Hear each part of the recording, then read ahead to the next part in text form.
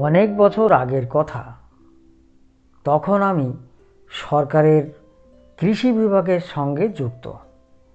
আমার কাজ ছিল গায়ে গায়ে ঘুরে চাষাবাদের তদারক করা।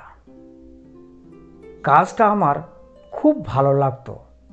যাওয়া আসা, দৌড়ঝাঁপে কষ্ট হয়তো একটু হতো, কিন্তু বয়স কম থাকার জন্যে সেই সব কষ্ট আমার গায়েই লাগতো না। এই চাকরিও একদিন ছেড়ে দিলাম। কেন দিলাম সেই কথাটাই তোমাদের বলি। হঠাৎ চণ্ডীপুর থেকে খবর এলো সেখানকার চাষিরা মাথায় হাত দিয়ে পড়েছে। লাউ গাছে ফুল হয়েই শুকিয়ে যাচ্ছে, কোনো মতে ফল ধরছে না। চণ্ডীপুর লাউয়ের জন্য বিখ্যাত, যেমন আকার তেমনই স্বাদ। এই লাউ শহরে প্রচুর চালান আসে তানপোড়া তৈরির জন্য। শরীরটা ভালো যাচ্ছিল না। কদিন আগে জ্বর থেকে উঠেছি, এখনও বেশ দুর্বল, কিন্তু উপায় নেই। চণ্ডীপুরের চাষিদের বিপদে পাশে গিয়ে দাঁড়াতেই হবে। আরও এক অসুবিধা হলো, আমাদের 3টে জিপ গাড়ি, 2টো গেছে নবদ্বীপ আর বীরভূমের দিকে, বাকি যেটা আছে সেটা অচল।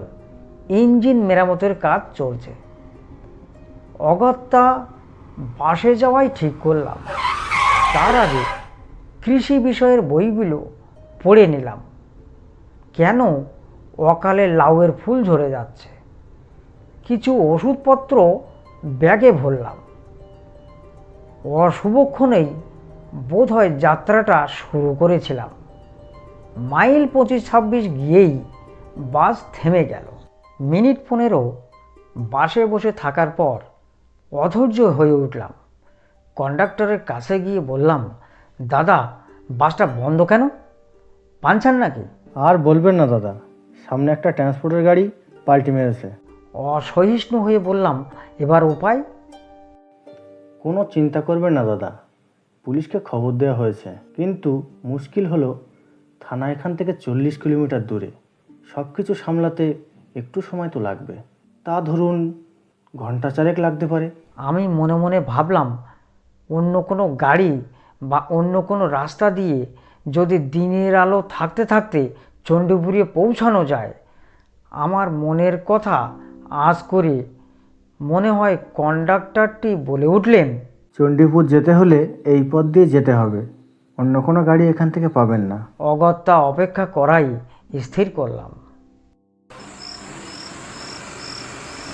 বাস থেকে যখন নামলাম তখন হাত ঘড়িতে দেখি ঘন্টার কাঁটাটা 8টার ঘরে ছুঁয়েছে। হাঁটতে শুরু করে দিলাম গ্রামের মেঠো পথ দিয়ে।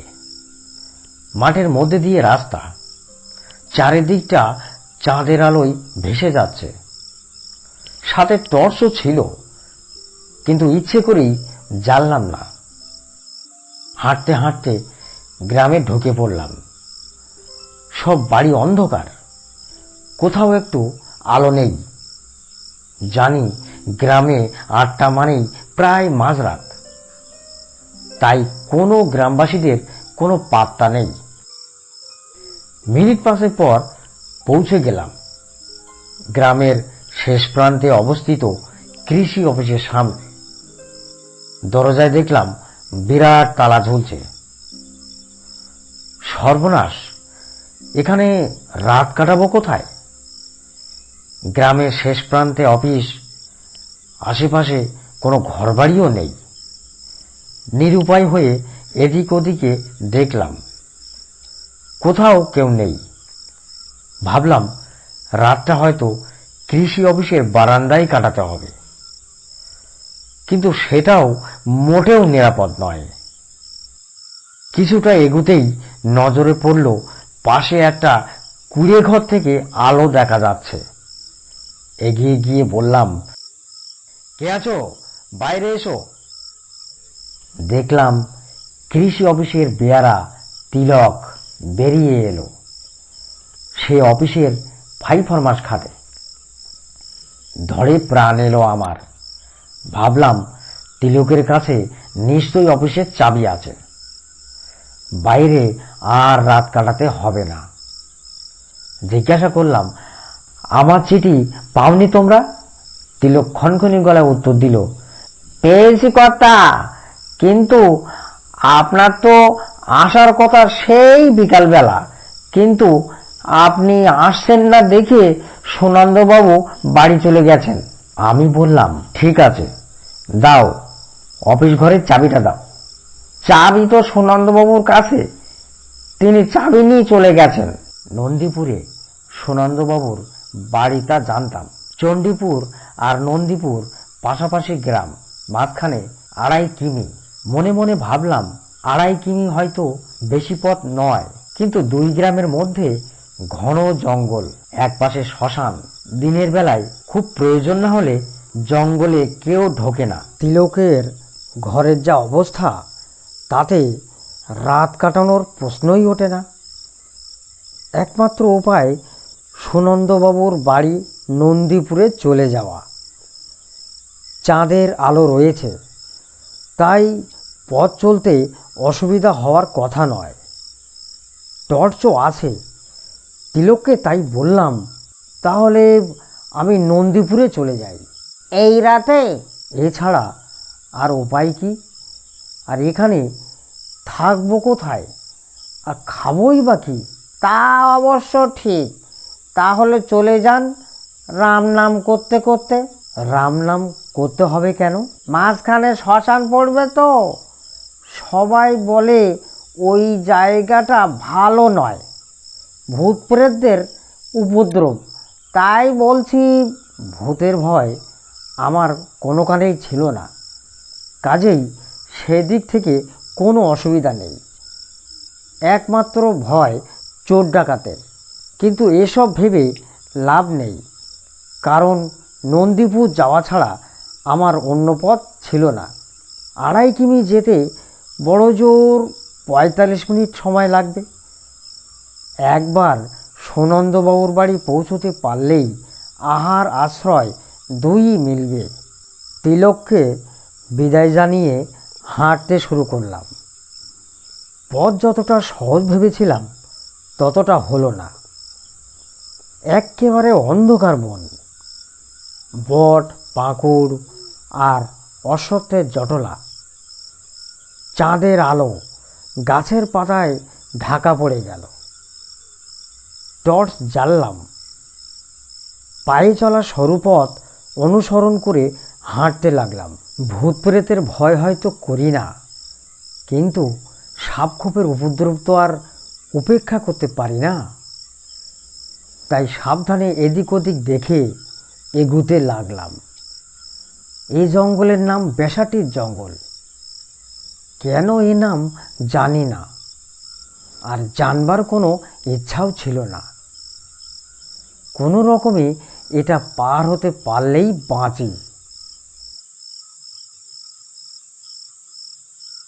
এই সব কথা ভাবছি, হঠাৎ আমার টর্চের আলোতে দেখতে পেলাম একটা মানুষের খুলি ও হাড়।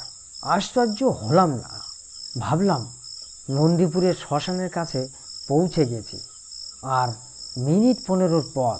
এই ভেবে 1 পা বাড়িয়েছি, অমনি আমার সামনে কি একটা ধপ করে পড়ল। আমি টর্চ ফেলে দেখি ওটা একটা মানুষের কাটা হাত, রক্তে একেবারে মাখামাখি। আমি সোজা উপরে তাকিয়ে দেখি এক নারী মূর্তি গাছের ডালে বসে আছে। সে কি যেন একটা এক মনে কি করে চলেছে।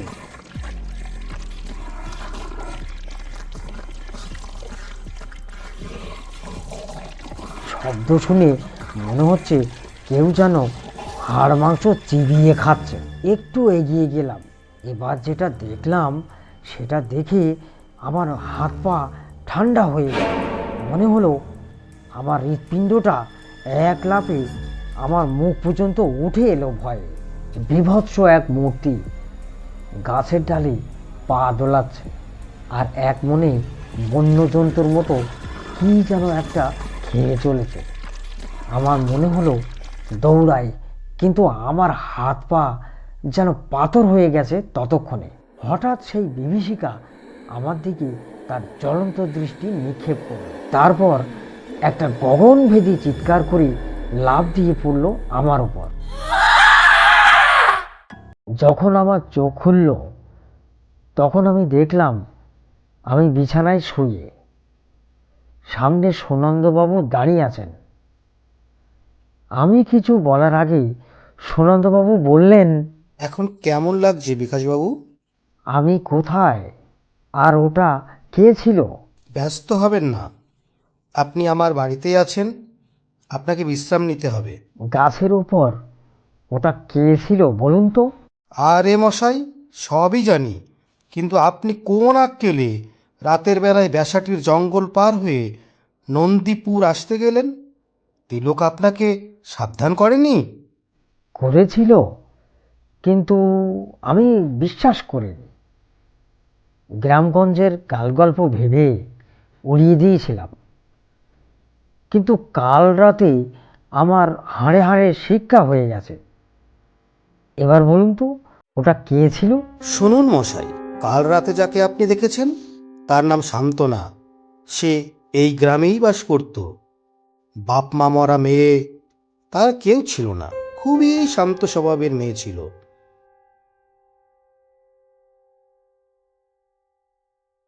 কিন্তু গ্রামের মোড়ল সুধীর চাটুর্য মশাইয়ের কুদৃষ্টি পড়ে মেয়েটির উপর। তাকে বিয়ের প্রস্তাব দিলে সে প্রত্যাখ্যান করে দেয়।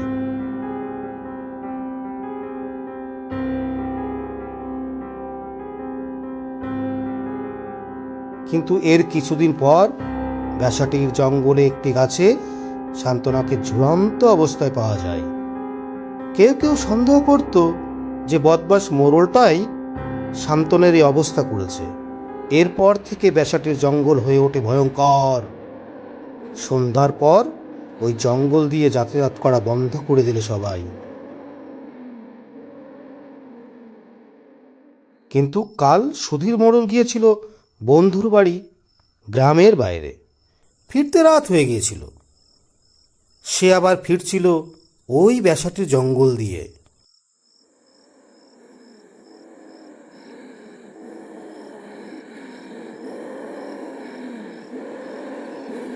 সেই সুযোগে ঝাঁপিয়ে পড়ে শান্তনার অতৃপ্ত আত্মা।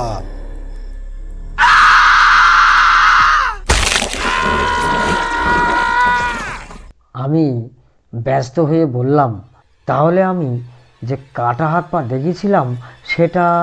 আমাকে থামিয়ে দিয়ে সুনন্দাবাবু বললেন, হ্যাঁ, আপনি ঠিকই ধরেছেন। ওই কাটা হাত পাগুলো আমাদের মোড়লেরই ছিল। আপনার কপাল ভালো যে আপনার পৈতে দেখে কোনো ক্ষতি শান্তনা আপনাকে করেনি, কারণ সে ছিল খুবই ঈশ্বর ভক্তিমতী। যাই হোক, গা গ্রামে এই রকম দু একটা ভুতুরে ব্যাপার ঘটে, যেগুলো আপনারা শহরবাসীরা অট্টহাস্য করে উড়িয়ে দেন।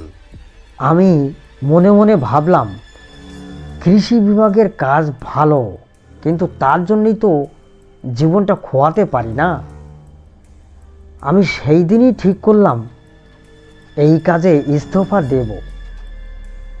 জীবন থাকলে অন্য কাজ করে দুটো অন্ন সংগ্রহ করতে পারলেই আমি একেবারে খুশি।